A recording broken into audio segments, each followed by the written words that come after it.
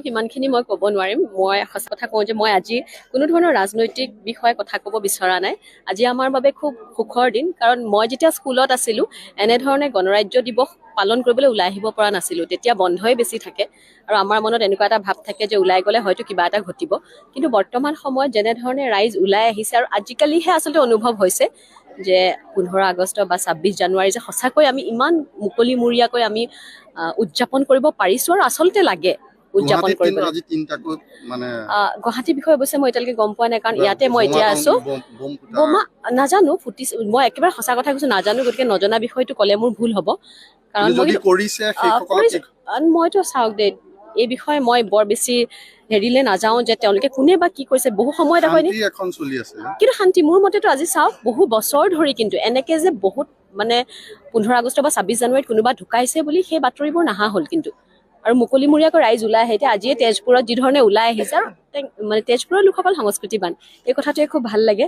আজি প্ৰতিটো অনুষ্ঠানে ইমান ভালকৈ উপভোগ কৰিলোঁ আৰু সকলোকে শুভকামনা জনাইছোঁ। এনেকৈ প্ৰত্যেকটো দিন অসমৰ আগুৱাই যাওক আৰু যুৱচাম আগুৱাই যাওক। মই ভাবোঁ যে যুৱচাম আগুৱাই গ'লেহে সমাজখন আগুৱাই যাব। ৭৪তম গণৰাজ্য দিৱসৰ শুভেচ্ছা জ্ঞাপন কৰিছোঁ। আজিৰ দিনটোতে আমাৰ দেশৰ এখন নতুন সংবিধান আমি গ্ৰহণ কৰিছিলোঁ আৰু যাৰ ফলত আমি ভাৰতবৰ্ষৰ প্ৰত্যেকজন ব্যক্তিয়ে চলিব পাৰিছোঁ। সংবিধান নহ'লে দেশৰ আইন কানুন ব্যৱস্থা হয়তো নাথাকিলে হয় আৰু আমাৰ গণতন্ত্ৰ ইমান শক্তিশালী নহ'ল হয়।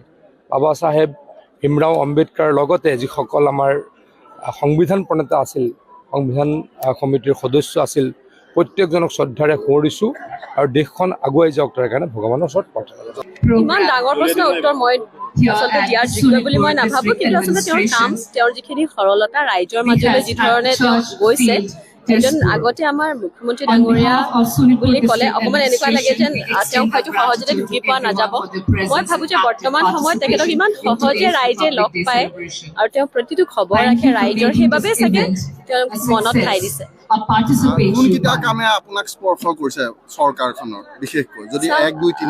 চৰকাৰ বুলি মই এনেকে ক'ব নাযাওঁ, কিন্তু মহিলা সবলীকৰণৰ ওপৰত খুব ভাল কাম কৰি আছে তেওঁলোকে।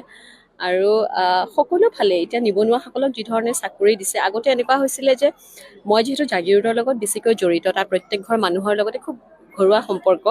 আগতে এনেকুৱা আছিলে যে APSC জাগিৰোডত যিসকলে পাইছিলে ধনী মানুহৰ ল'ৰা ছোৱালীয়ে পোৱা চাকৰি বুলি কোৱা হয়। এইবাৰ মোৰ নিজৰ ভাল লাগিছে, সাধাৰণভাৱে কাম কৰি খোৱা মানুহ, দুজন মানুহৰ ঘৰত পৰিয়ালৰ দেউতাকো নাই, মাকে যেনে তেনে চলাই আছে ঘৰখন, তেওঁলোকৰ ল'ৰা ছোৱালীয়ে যেতিয়া চাকৰি পাইছে, তাকো মানে APSC ক্লিয়াৰ কৰিছে, খুব ভাল লাগিছে। তেওঁলোকে পইচা দিয়া আচলতে সামৰ্থ্যই নাই, কাৰণ দুবেলা দুসাঁজ খাবলৈকে নাই ঘৰত। গতিকে তেওঁলোকৰ ল'ৰা ছোৱালীয়ে যেতিয়া চাকৰি পাই পেলাই আহি ঘৰত মানে মাত এষাৰ লগাবলৈ আহে, সেইটো মই ভাবিছোঁ যে আটাইতকৈ ডাঙৰ আশীৰ্বাদ, সেইবাবেই চাগে আগুৱাই গৈছে।